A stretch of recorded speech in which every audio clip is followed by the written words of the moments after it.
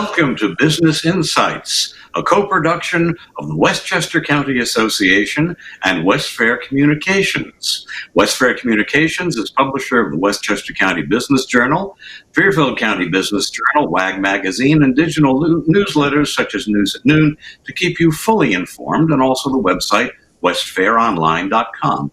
I'm Peter Katz of Westfair Communications, and on behalf of the Westchester County Association and Westfair, welcome. And many thanks to some very fine people and organizations that have made this production possible, WCA's Platinum Partners. On this edition of Business Insights, we'll be discussing the Westchester County Association's Post-Pandemic Working Groups report, just out, which established 4 main pillars or areas to concentrate efforts on in recovery from COVID and building forward for the future. And it's a pleasure to have with us Michael Romita, President and CEO of the Westchester County Association. Welcome, Michael. Hey, Peter. Chris Fisher, Managing Partner at the White Plains-based law firm Cuddy Feder.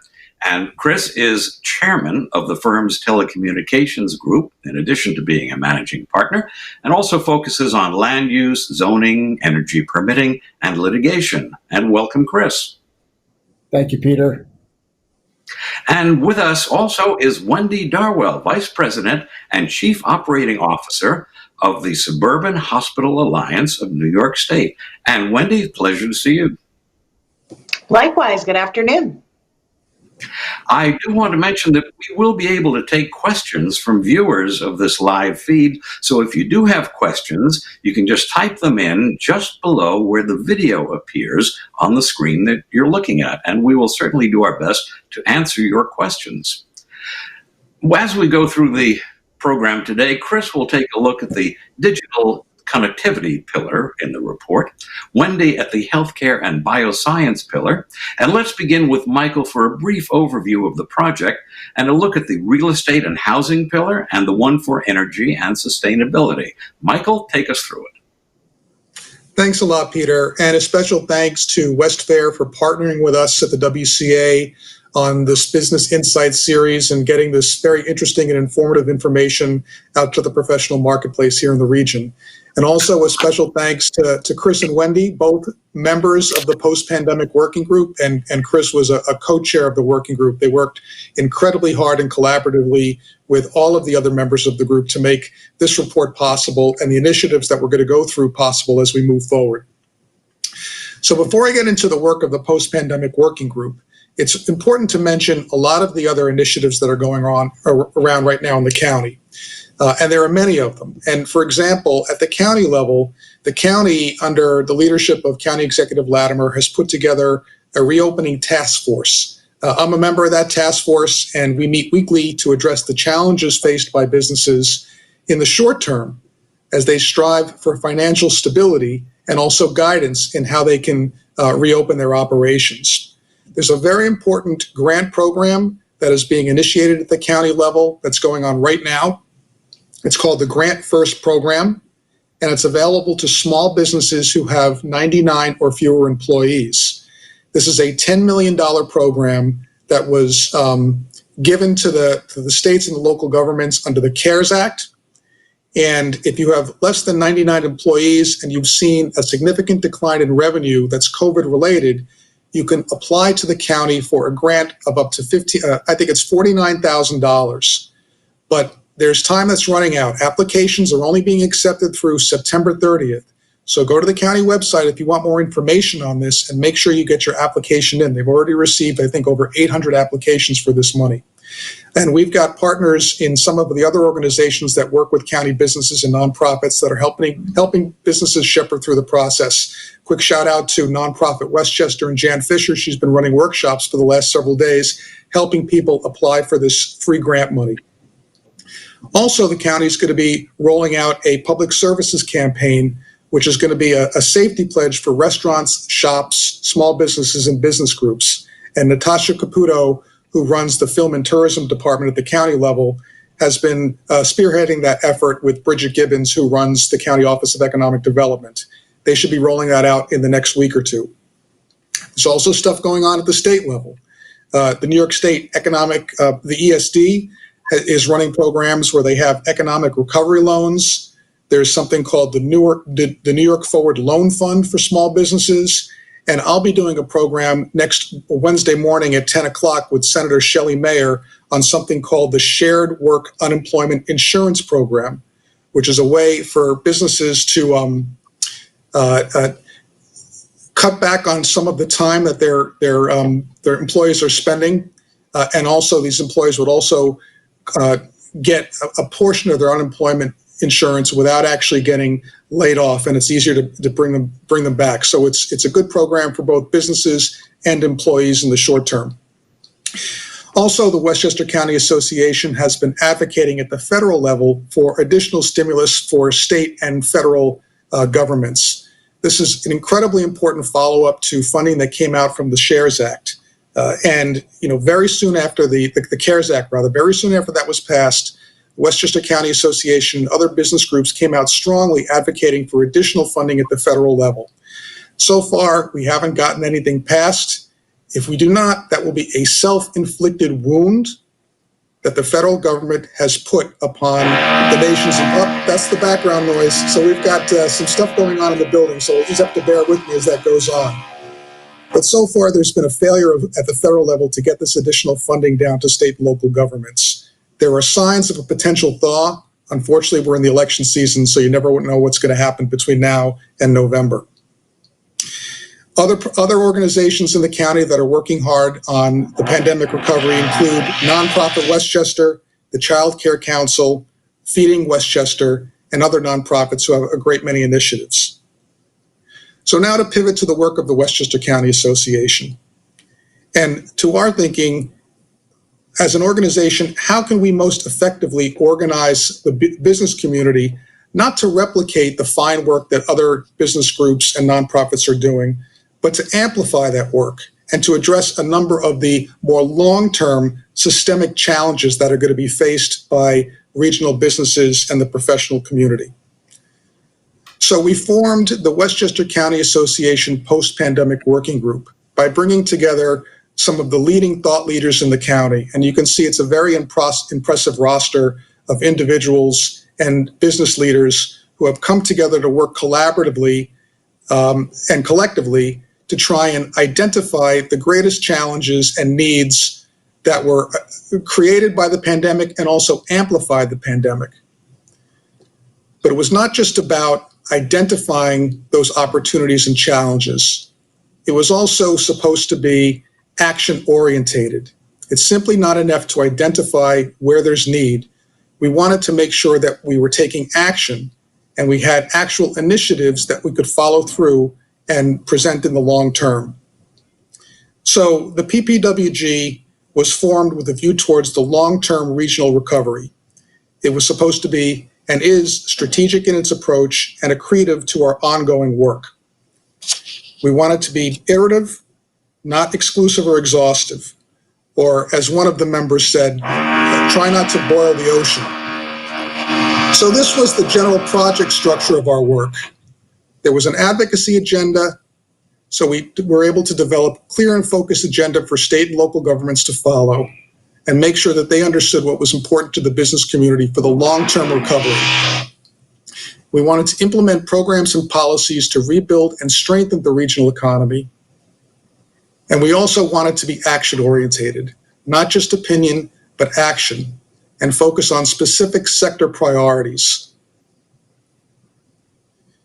The collaboration piece is amplified, and there's an example of that on this slide, many of which are not members of the working group, but are going to be partnering with the WCA in moving forward on a number of the initiatives. And we'll get into the substance of those initiatives in a few minutes, but just a couple of examples. Some of the real estate groups here are working with the WCA's Real Estate Task Force to issue a new chapter of our policy playbook, which deals with affordable housing.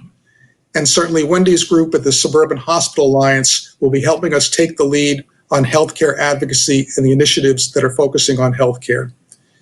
Folks at the STEM Alliance, which is a great nonprofit for digital connectivity, They'll be working with Chris Fisher's group to help close the digital divide.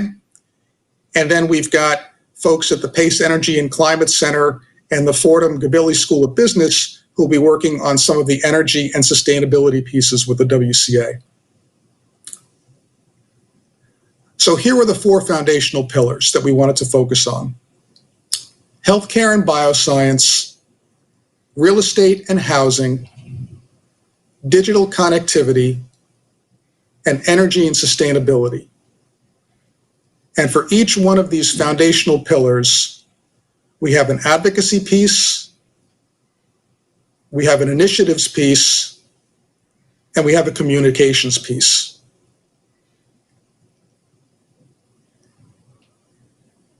This is Wendy's piece right here. Wendy was on the Healthcare and Bioscience Subcommittee.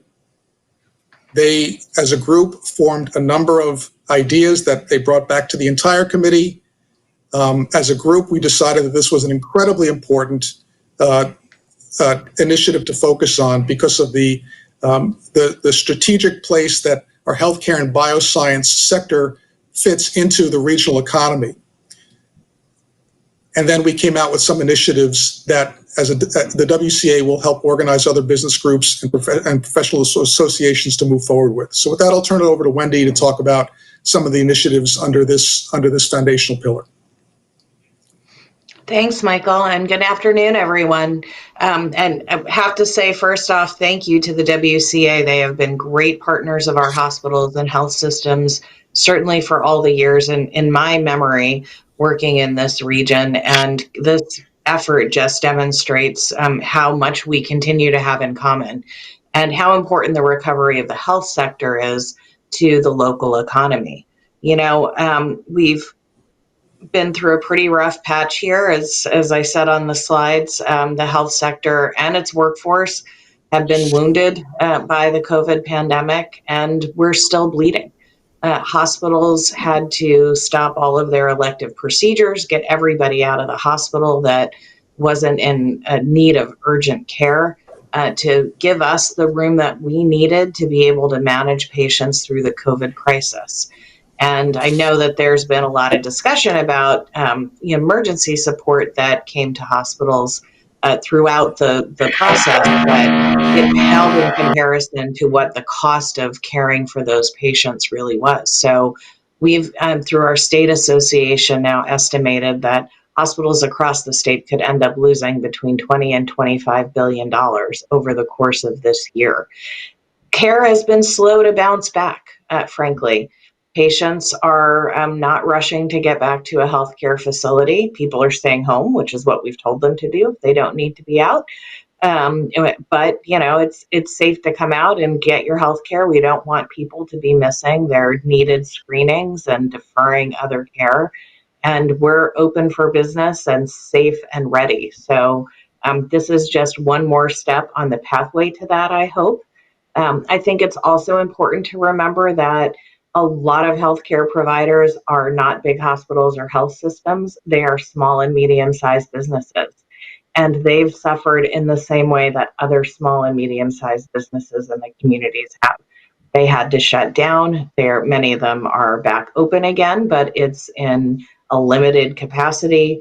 They've struggled with workforce issues. They've struggled with access to PPE, and certainly all of the financial issues that come with that. So it's been a slow rebound. Everybody's been working very hard. The support of the business community has been absolutely critical in this. And the post-pandemic work group has been really very effective in helping us to refine some of our top priorities and the areas where we can collaborate to try to bring the sector back to where it was before February and March when the whole world changed. You can advance the slide. Wendy, has any of this affected the actual health care that people receive, or are we talking primarily about business and financial impacts to the system? Well, certainly the business and financial impacts are severe. That's undeniable. The quality of care, the access to care is certainly the quality of care is just as terrific as it was before. Access to care at some community settings is probably a little bit limited. The smaller places have been a little bit slower to get open and back in business. We continue to struggle in some ways with access to PPE, and you don't want patients coming back unless you're 100% certain that you've got a safe environment for them to come back to. So a lot of the issues that we confronted at the peak of the crisis have continued to linger on, and that may be reducing the capacity that's available out there in the community a little bit. But for the most part, all of the same services that were available before are available now. I think it's mentioned in the report that healthcare also is a major contributor to the health of the real estate sector in Westchester County. And I think that's one of the things that we might actually see change as the workplace is changing. I don't think any of us think it's going to continue to be the norm that people will go to an office somewhere 5 days a week anymore. We may be in this situation for a long time, and we may be permanently making changes to the workplace. So that may change what the healthcare needs are in our communities. If you went, for example, to Manhattan 5 days a week during business hours, you might have established relationships with healthcare providers in Manhattan because that's where you were during the week. Now, if we have people working at home more or working remotely permanently, that may shift the demand geographically. And so as we come out of the pandemic, I think that's something we have to keep an eye on, making sure that we continue to have enough access and enough capacity in the right places. And is it your sense that the healthcare working group's recommendations are going to be welcomed in the healthcare community? We hope so. Most of them are building on things that we have worked on together over a number of years. In fact, going through the final report, even though I had been part of the process, reading through the report reminded me of the many, many ways that the COVID pandemic really reinforced the advocacy issues that we've been working on for a number of years. It's maybe created a new sense of urgency on a couple of them, but I think also demonstrated the effectiveness of some of the things that we've been advocating for. I'll start with the first point on our advocacy agenda. In fact, deregulate and innovate. One of the first ways that government responded, federal, state, and local level, to the crisis was to start waiving all kinds of regulations. Basically, whatever needed to be done to make sure that we could get people, supplies, whatever was required for the treatment of those patients to the right place as fast as possible to meet the demand that we have. Really, all of those regulations were waived. So many changes. In particular, things like allowing people who are licensed clinical professionals in other states to come to New York and work. That was critical to helping us meet the demand for healthcare workers when we were at the peak of the crisis in New York. Also changed the scope of practice for some clinicians. When your system is completely overwhelmed, you have to give people the opportunity to work at the fullest extent of their training because this was an all hands on deck situation.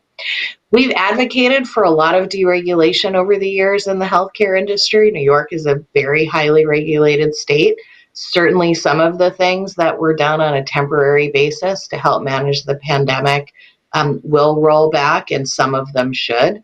But we actually come out of this experience with proof of concept that a lot of our deregulatory agenda actually now has been demonstrated to be effective. We didn't have any tragic consequences of those changes that we had to make to get our healthcare system in a position where it could respond to the crisis.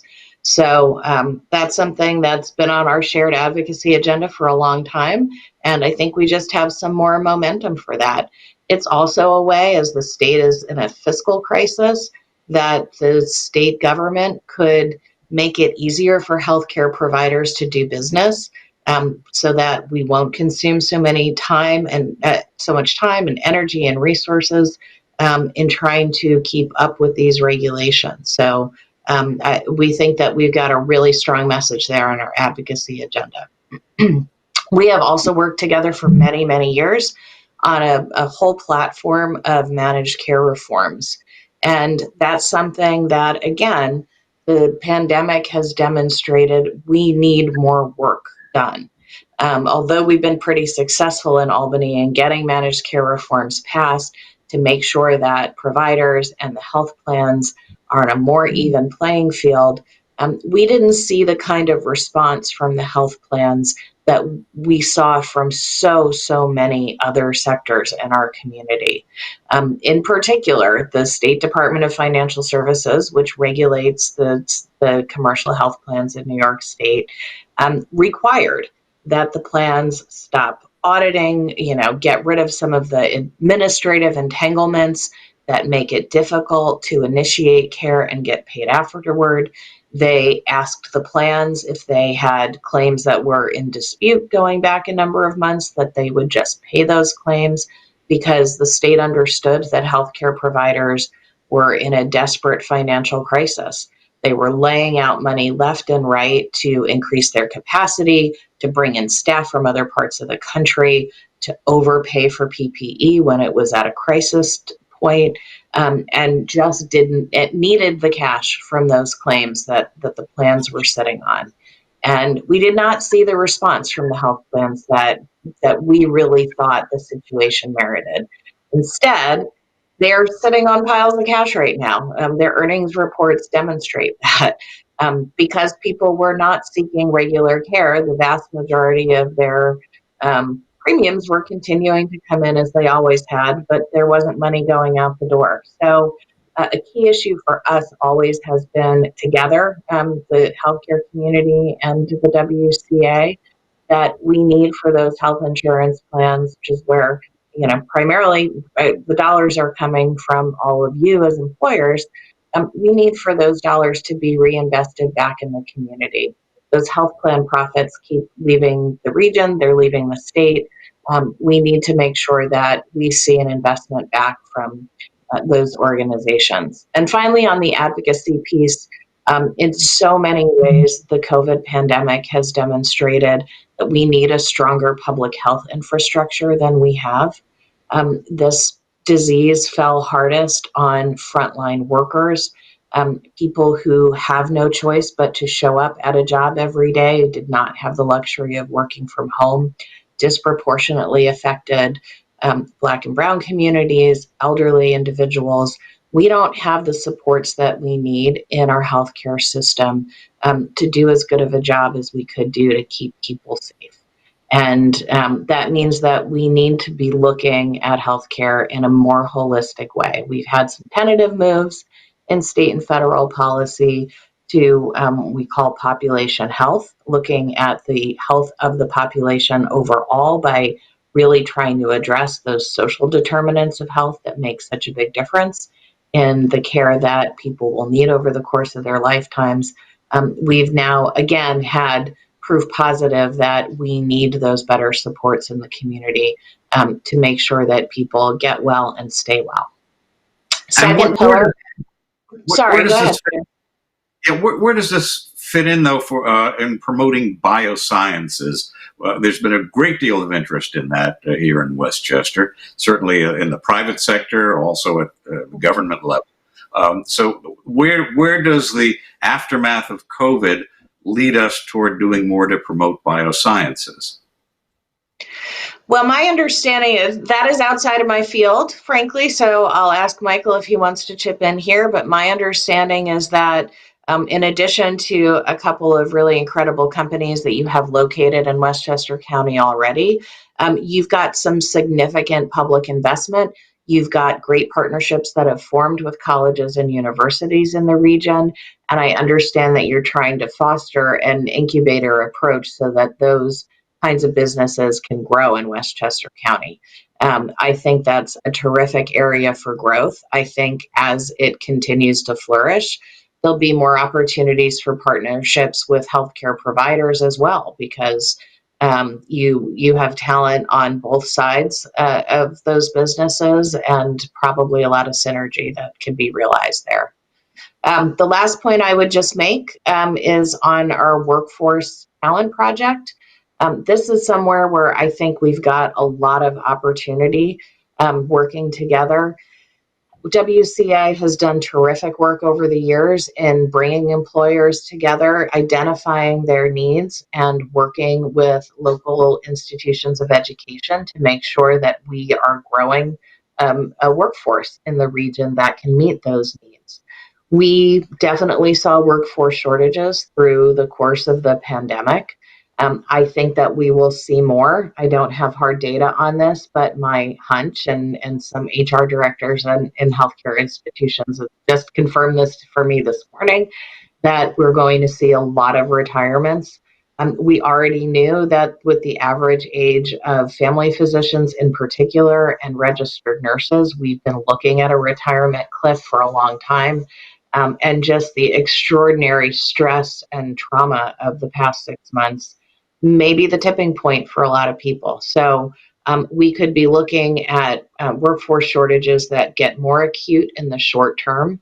And our pipeline has been damaged by this whole experience because you couldn't have anyone who wasn't absolutely necessary in a hospital or healthcare setting. That really slowed the clinical rotations for nursing students and other healthcare professionals who need to get a certain amount of hands-on training before they can complete their degree programs. So I think through the course of this working group, we've identified some good partnership opportunities. I've got some experience with this myself because for our hospitals on Long Island, we fostered a few of those over the years. We want to make sure that we have a workforce that meets the needs of our community and the healthcare providers, and that means we have to start with education. It's always hard to guess how to have the right number at the right time, but there are a lot of smart people in the room, and I think that we can really make some improvements there. And I think that covers the field, Michael. Yeah, Michael, before you pick up, I just do want to interject a reminder that we can't accept questions. If you have questions, just type them in right below where the video appears on the screen you're watching. And Michael, take us through more of the report.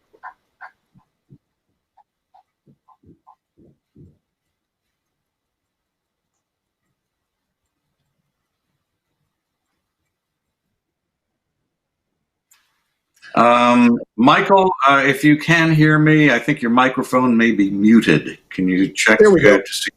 There you go. Okay, good. Yeah.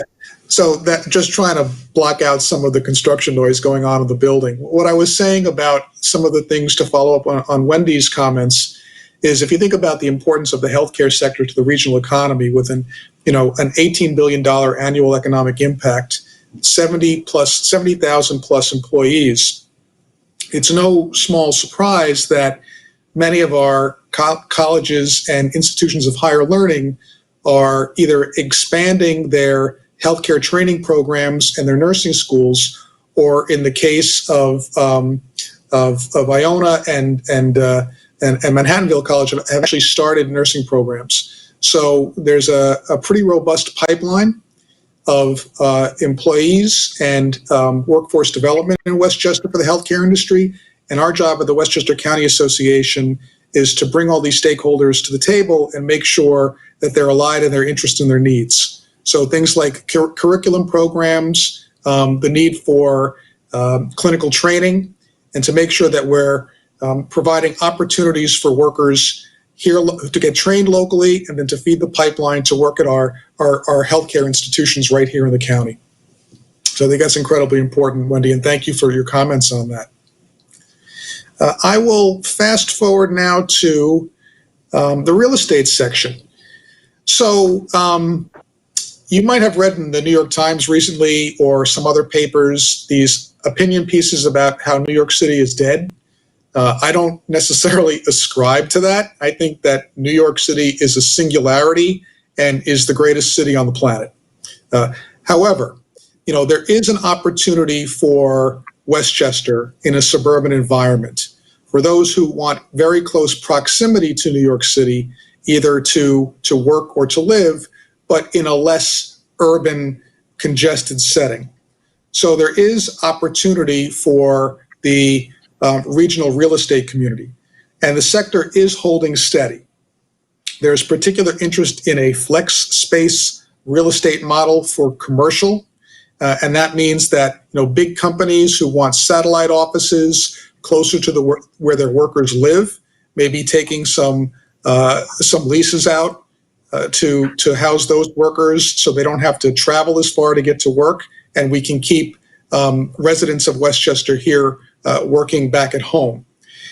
There's also a push to continue to support something called suburban clustering, where you have Class A and Class B plus office very close to shopping amenities, apartment complexes, and other housing opportunities.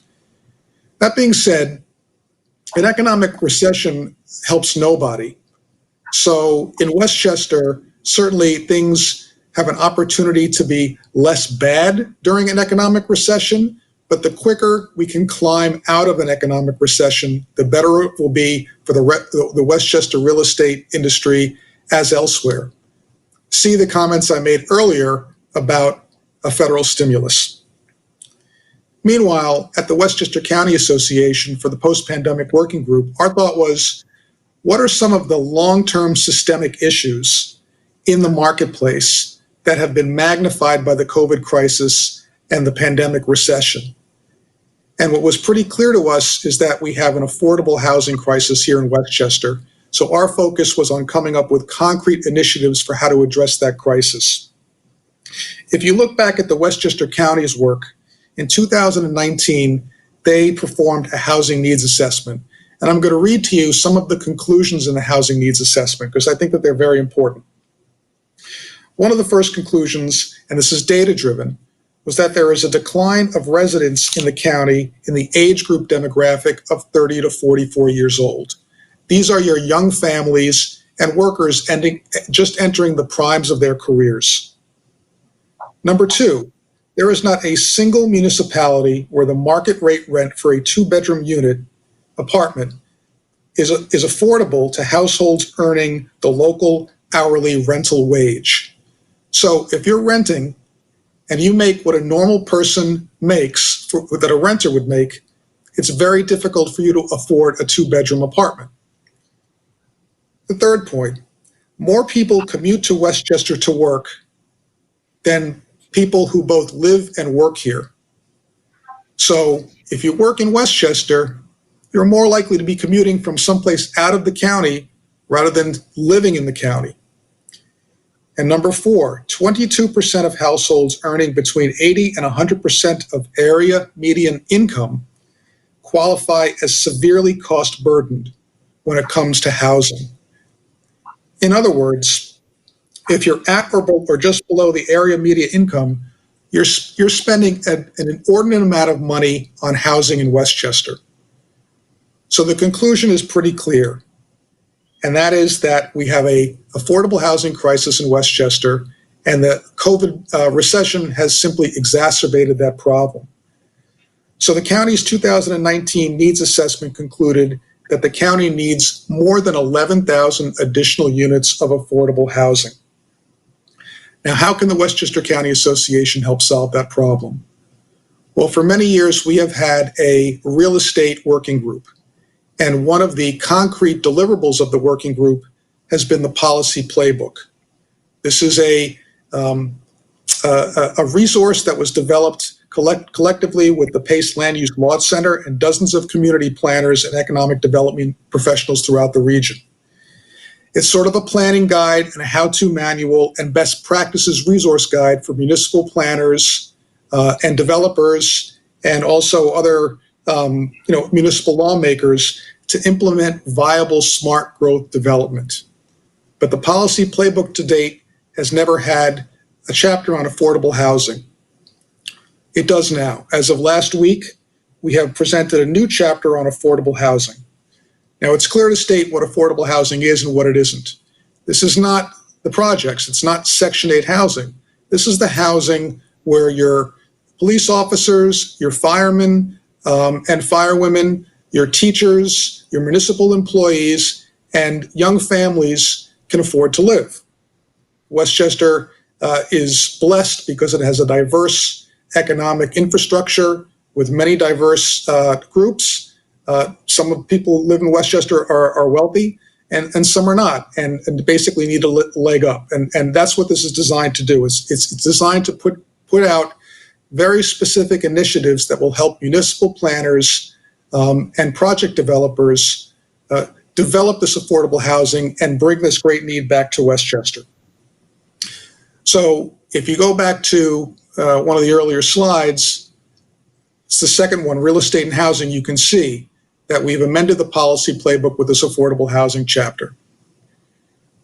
The second initiative in this foundational pillar was to convene an affordable housing summit. Every year, the Westchester County Association puts on a real estate summit.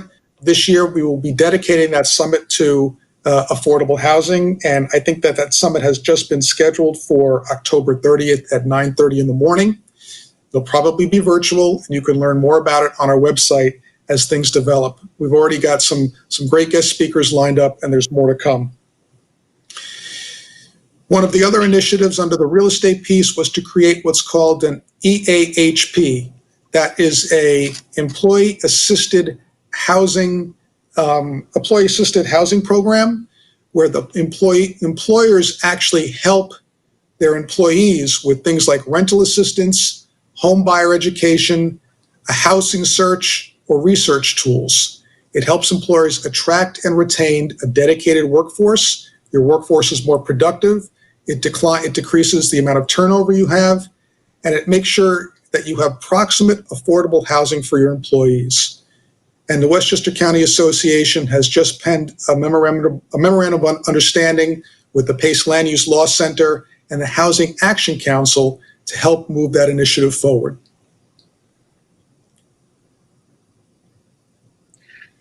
I want to hear about digital connectivity. We're all involved in it.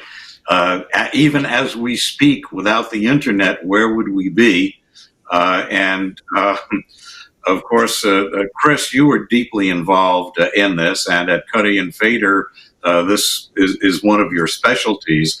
Tell us about your participation in the working group and what you found about digital connectivity here in Westchester County. Yeah, thank you, Peter. I appreciate that. Well, first, let me just say that the post-pandemic working group has an extraordinary number of individuals with talent in this particular space. We formed a subcommittee in order to really explore some of what's been happening pre-pandemic, during the pandemic, and where we need to go post-pandemic. And that group includes some of the Fortune 500 global broadband providers, wireless carriers. We've got bankers, not-for-profits. The educational and healthcare communities are certainly represented, technology firms. So this is a group of people that's very diverse, and looking at where we are, where we need to go, and how we're going to solve some problems here in Westchester. What I would say, just to set the stage with digital connectivity, and you said it, Peter, where would we be right now without the internet? I can't imagine practicing law 10 years ago and going through a pandemic and what we would be trying to struggle with. I mean, there was no such thing as I recall, Zoom, WebEx, any number of these video platforms. So, part of what we've experienced during this pandemic, and we had a program on through the WCA a couple of months ago, is a good news story in the short term, in that in the United States and here locally, we have a lot of competition and a lot of different providers, a lot of different means of getting internet information or service. That includes cable, enterprise fiber companies, wireless companies, and that's really how the U.S. model has been built. It's been built on a policy of competition that drives pricing down, and infrastructure is deployed because these competitors really need to stay out in front with all of the digital technical evolution we've been experiencing. So short term, when we went into this pandemic, we saw as an industry major shifts in data traffic and where it was coming from. Obviously, if you look at a place like Westchester, it wasn't coming from the high-rise office buildings. It was coming from residential homes as everybody went to a work from a home remote policy. And that traffic, because a lot of it was being administered over these networks, no longer in person, it rose 20 to 40%, almost immediately. So the good news story I think generally is that most people who have access to the internet had it reliably. These networks and these providers moved quick to shore up where there were holes. So overall, as a shift, this country and here in Westchester are pretty well prepared, and that's been proven out somewhat with some of the other models in other countries like the EU, which takes a different approach. So competition and infrastructure deployment here is working. What isn't working is, and I think what this group, when we got together, saw, all of these pre-pandemic trends that you've seen with digital connectivity, whether they were positive trends, they're just being accelerated. If they're negative trends and there have been some holes, well, they're really exacerbated in the pandemic. And therein lies the issue.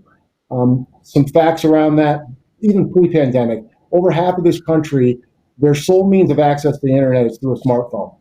And that's particularly true in communities where poverty is an issue and where affordability is going to be one of the major questions in terms of who's your provider and how do you get access to the internet. Well, in a pandemic world, we're seeing where there are really some holes in those individuals' ability to access not so much wireless services, but what has actually been placed as a burden by all of these shifts. Particularly, I'm thinking about education. So many individuals and children, they're having to actually try to do homework on either a free Wi-Fi device, some other location. They're not able to do it from home. There's a lot of issues associated with access and affordability. So you've seen some of the negative trends there, and that's one of the things we're going to tackle at the WCA, and we're going to do that through some of our partnering. One of the other things that we've also seen is that New York, and I think this is something Wendy was talking about earlier in healthcare, New York is a fairly highly regulatory environment, and we've got 1,500 different municipalities, and whether or not you have access or not to the actual ability to get broadband services sometimes is really being dictated by what's happening at the local government level. When you've got that many number of jurisdictions, there's a lot of disparity on how do you build out infrastructure, how do you invest capital, how do you do it in a way where it's predictable, and this is a private sector enterprise. So some of the issues that we identified at WCA as we move forward, real opportunity, a real acceleration of some of the digital disruption and real exacerbation of digital divide for people. What do we need to focus on? Well, we focused on three specific areas. First and foremost, advocacy. We've got to get to a point where in New York, the ability to deploy the infrastructure that we're all relying on is a little bit easier. One of the things that is happening in other states, I think we're up to 30 states in the United States that actually have broadband streamlining legislation that's on the books. It's very much in parity with federal law. And it's an area where it has no cost to the community. We can actually work forward and make it a little bit easier to deploy. We don't have that in New York.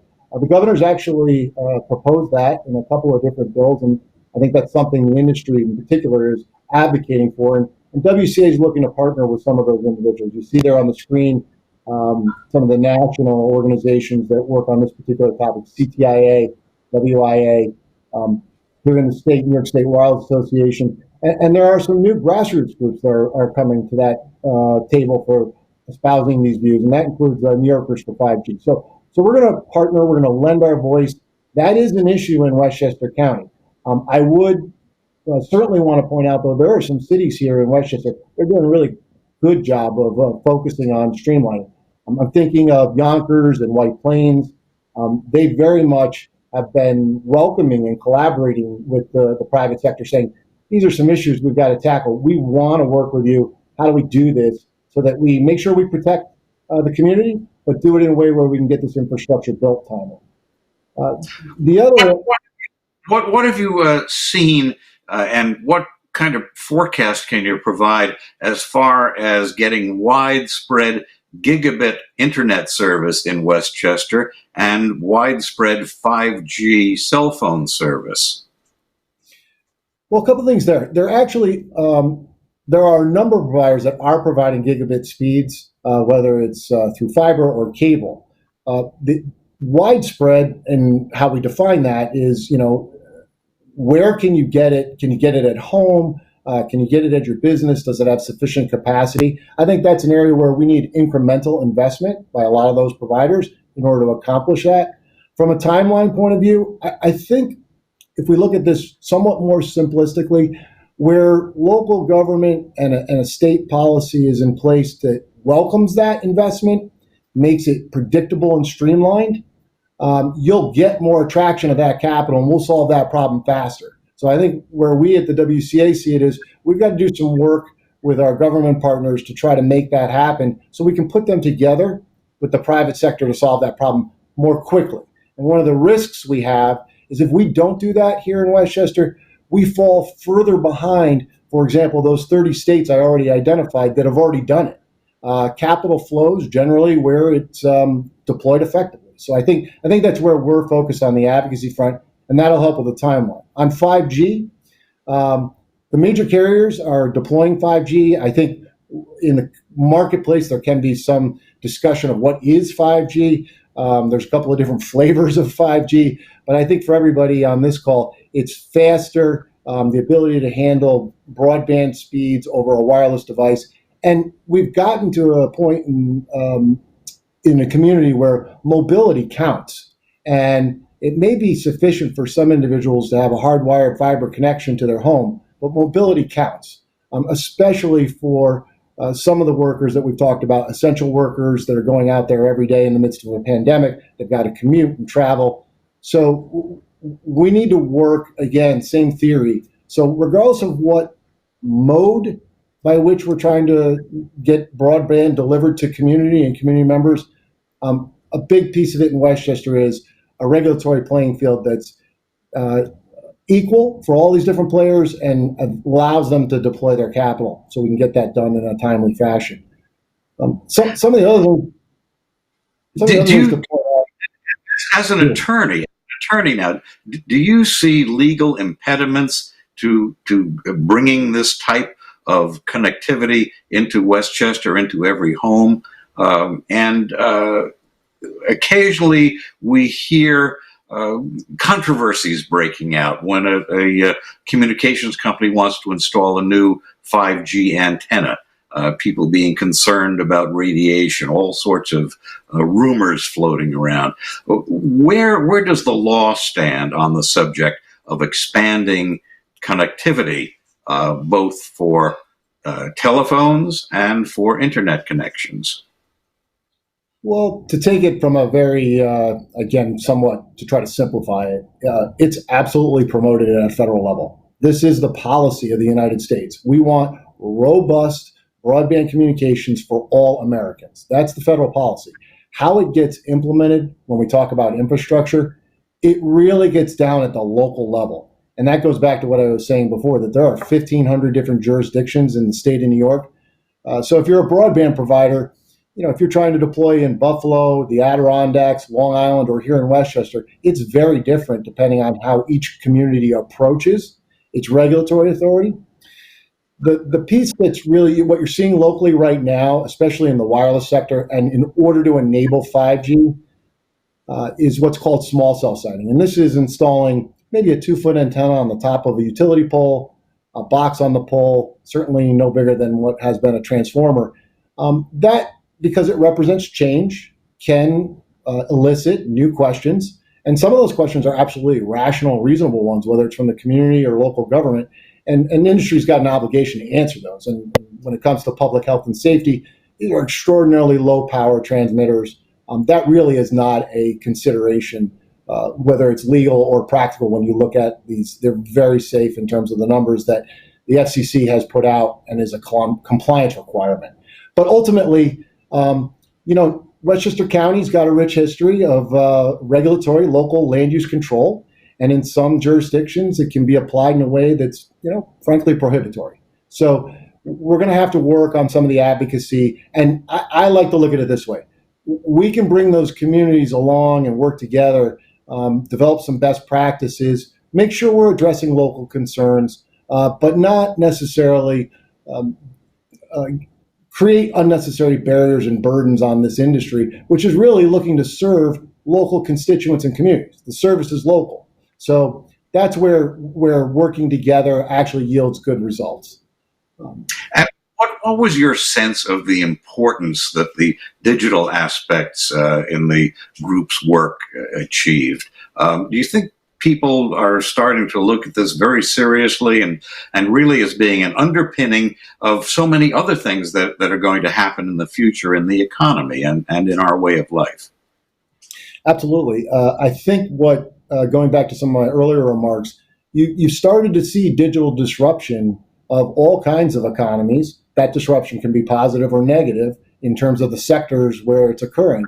Right now, all of those trends in a pandemic world are being accelerated.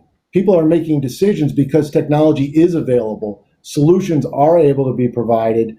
So you're seeing a real accelerant there. And that's where I think the WCA has an important part to play. One of the things that's an agenda item and an initiative going back to the pillars is specifically bringing some stakeholders together.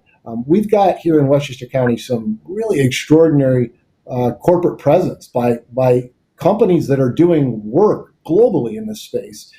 We can put them together with the local community. I'm thinking in particular of commercial real estate owners. We're going to have to repurpose some buildings. We're going to have to deal with communication systems in these office buildings for tenancies that are going to change. It used to be there was an affordability issue for actually the commercial real estate owner to invest in that because the scale wasn't there. New York City certainly thinking, high-rise, sky-rise. We're more mid-rise. You can do it now. The technology exists. So we're going to put some of those folks together, create forums in which the technology solutions providers, the real estate industry can kind of collaborate and work together to come up with real solutions to some of those problems. The other area where I would suggest there's real opportunity in Westchester is what's called Smart City. And a lot of the municipalities here in the Westchester region have been working on it. It's generally been targeted to whether maybe it's think of a wireless parking meter or a transportation solution. There's so much more to be done to meet constituent needs in this space. And I think we're looking to bring together some of those players that are at the forefront of that technology and help municipalities achieve that for constituent benefit. Okay. So that's some of what we see in trends. Yeah, we're down to about 8 minutes to go in this edition. And Michael, do you want to bring us through the rest of the report? I know we need to touch on energy and sustainability, and then we'll wrap it up. Yeah, I'm gonna solve climate change in the next 8 minutes, Peter. Thanks for the heads up on that. Now, a lot of people might think, well, what does the pandemic have to do with climate change and sustainability? Well, as it turns out, quite a lot. There was an article published in the journal Cell just last month that was co-authored by Drs. Morenz and Dr. Fauci. That's Dr. Anthony Fauci. Some of you may have heard of him. And the conclusion therein was that this latest pandemic and the history of human civilization has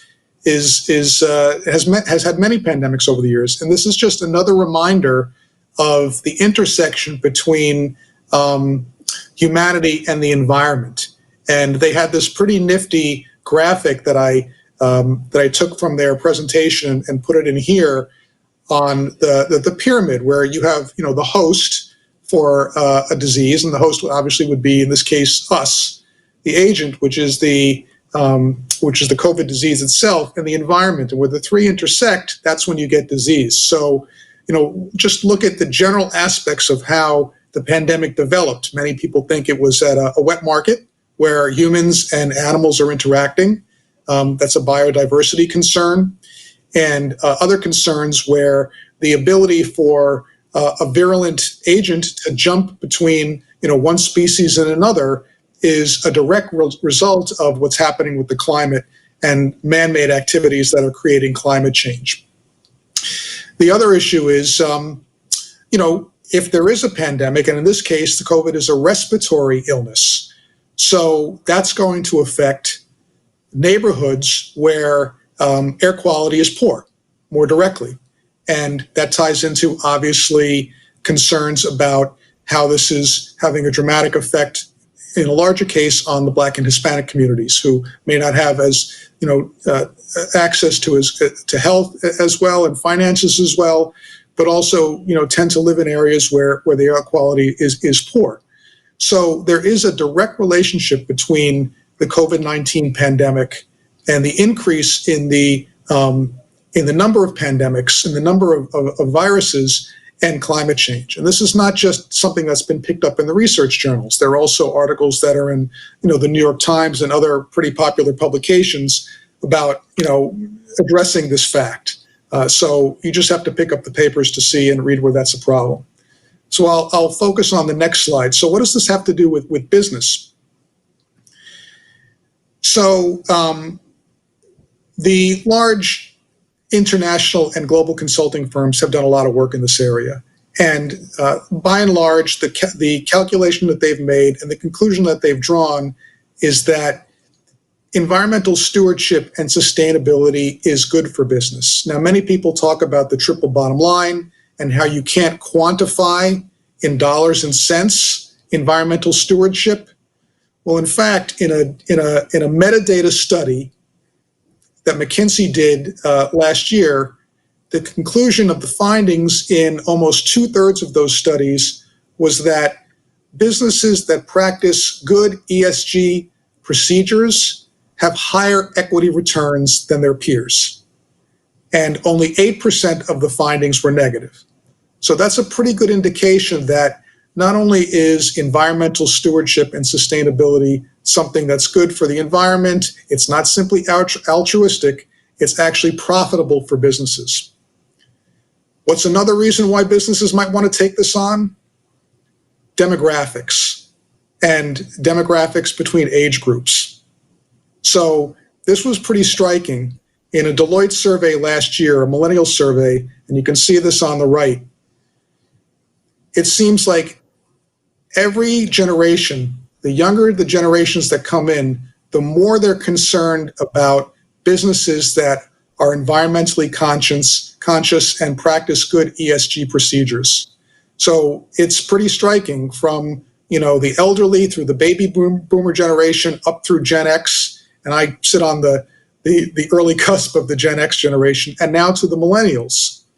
So millennials, younger workers, people entering the workforce, they want to work for companies which are environmentally attuned. They want to invest in companies which are environmentally attuned, and they want to buy from companies that have good ESG procedures.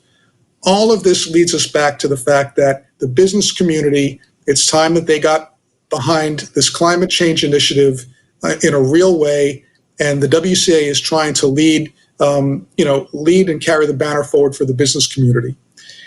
We also live in New York, and as of last year, New York has one of the strongest climate change laws anywhere in the world. The 2019 Climate Leadership and Community Protection Act set very strong aspirational targets for climate change. 100% zero emissions electricity by 2040, and an 80% reduction in greenhouse gas emissions statewide off of 1990 levels by 2040. These are now codified pieces of legislation. So the state has basically put their heft behind reaching these very strong environmental goals. But it's not clear yet how we're going to get there. So the governor has put together a Climate Action Council. And this is a task force of appointed individuals who are supposed to come up with strategies for how to achieve the goals of the Climate Act.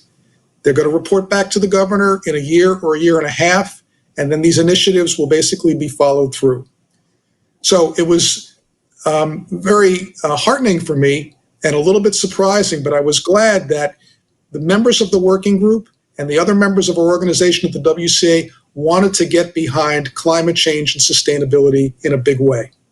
So we decided to carry this initiative forward.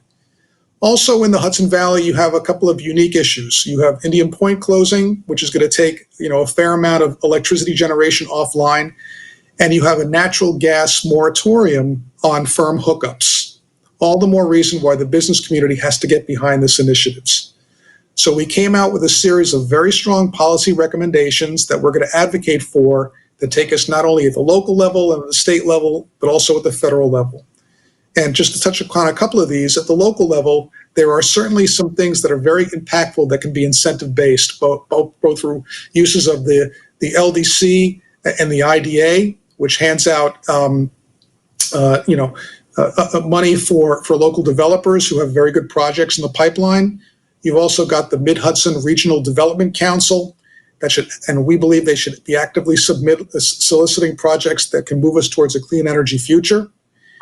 You can do things at the local level like have model countywide clean energy codes for businesses. Some municipalities in the county do a much better job than others. And at the state level, very important, this is something that the governor is advocating for, is to find an alternative to Article 10 when you're talking about large-scale renewable projects. Article 10 is a very rigorous siting and permit regulatory scheme that you have to go through if you want to build new sources of power. So normally it takes 5 to 7 years to get the necessary permitting in place. And if we're going to reach these goals by 2040, that really doesn't leave us a lot of time to develop some of these new sources of renewable energy. So we have a very strong list of policy recommendations. And then we had 2 additional active initiatives, and I'll go back to that slide.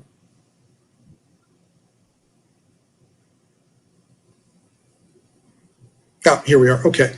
So the first one was to develop a clean energy information clearinghouse.